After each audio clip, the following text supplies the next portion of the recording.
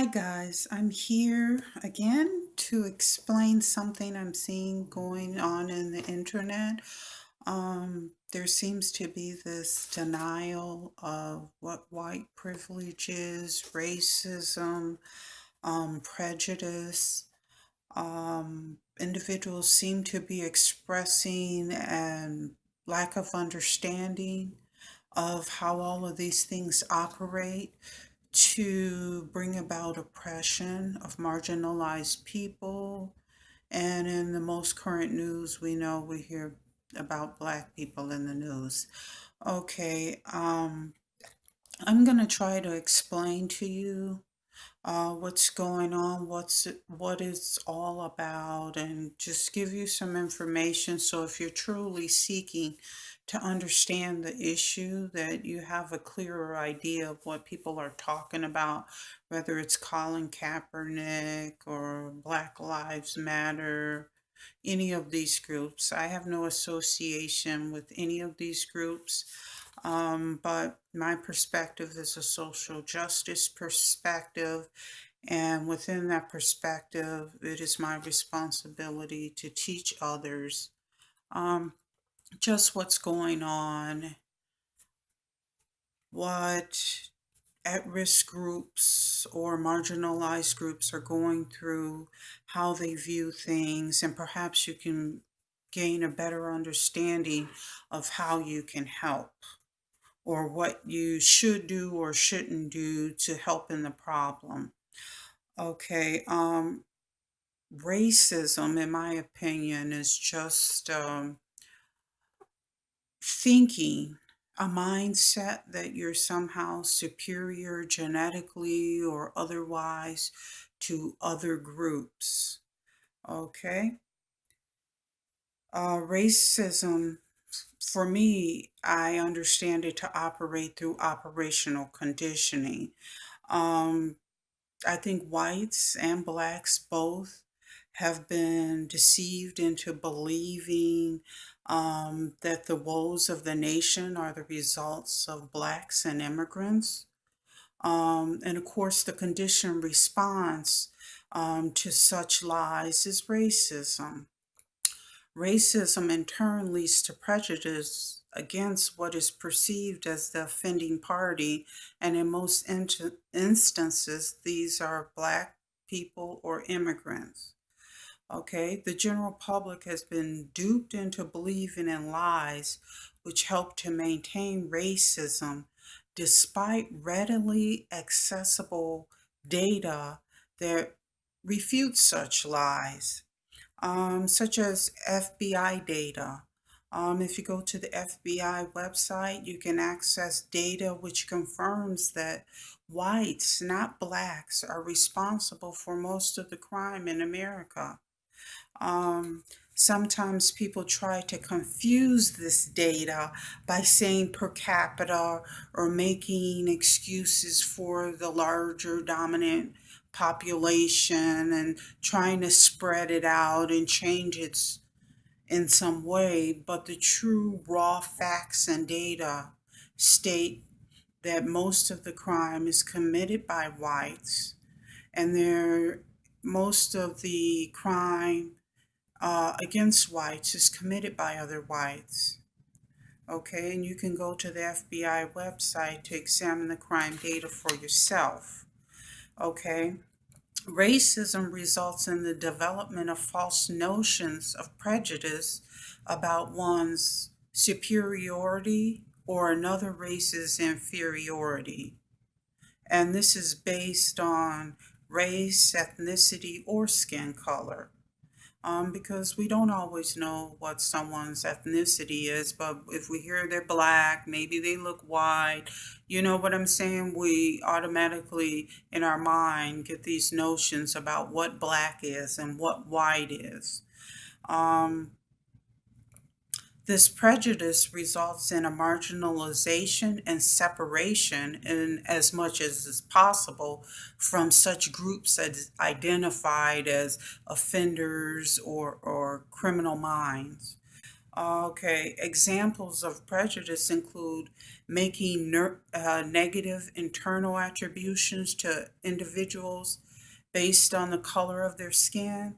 Like we have a bad habit in this country of associating negative behaviors to certain ethnic or racial groups rather than objectively examining the situation to look for external causes for the individual's behavior.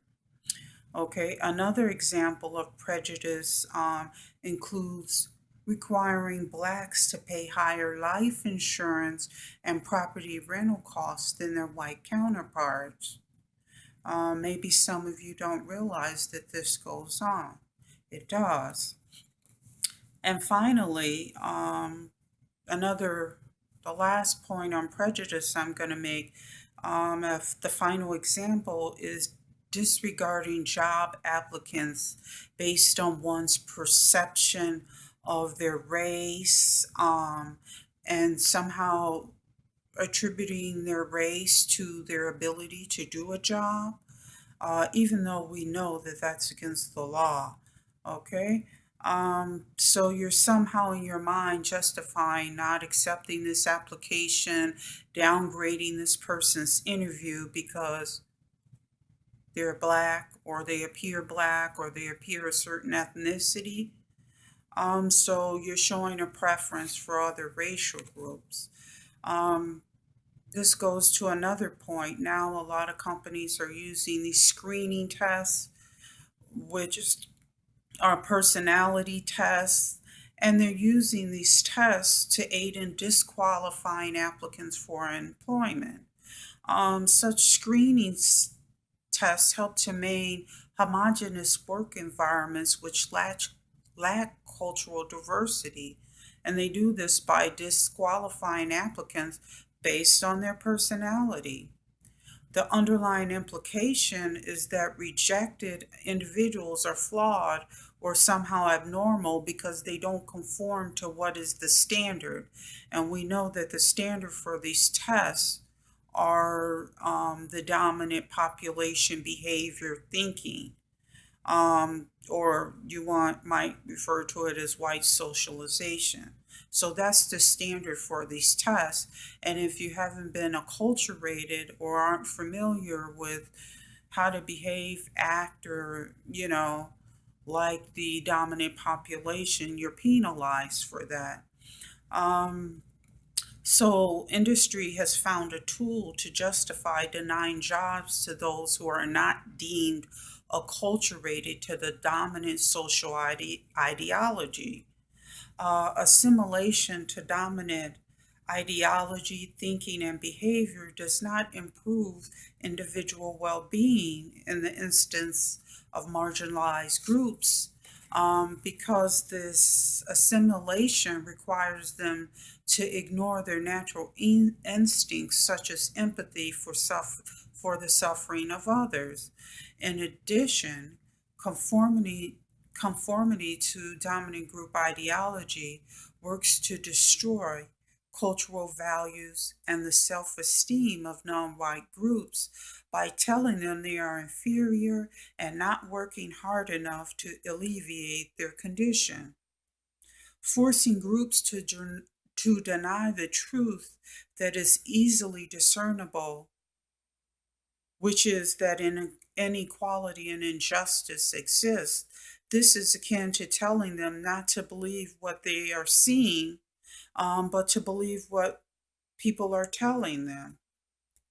And in this manner, groups who are not willing to blindly deny the truth of society around them are denied access to opportunity and resources, while the wealthy continue to maintain dominant control of government, industry, and education. Refusal to hire or network with non-conforming individuals is to deny them social capital. Okay, and social capital is just like saying their ability to network with different groups within and out of their community. So building relationships, interpersonal relationships, and support relationships with others. That doesn't necessarily mean economic support.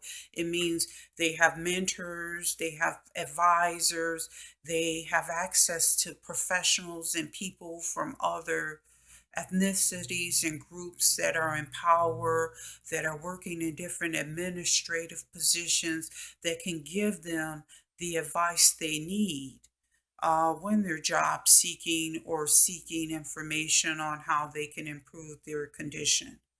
Okay, social capital and economic resources are denied to marginalized groups to prevent them from establishing economic independence, to prevent marginalized groups from moving into upper classes. Okay, this only helps the ruling group to maintain a homogeneous race of individuals who actually are controlling the nation's resources covertly. This type of self imposed segregation by the dominant class helps them maintain their level of comfort as they do not wish to understand or acknowledge the predicament caused by their never ending search for profit and to maintain their wealth. So it's a me first mentality. And this is no speech against capitalism. That's all great.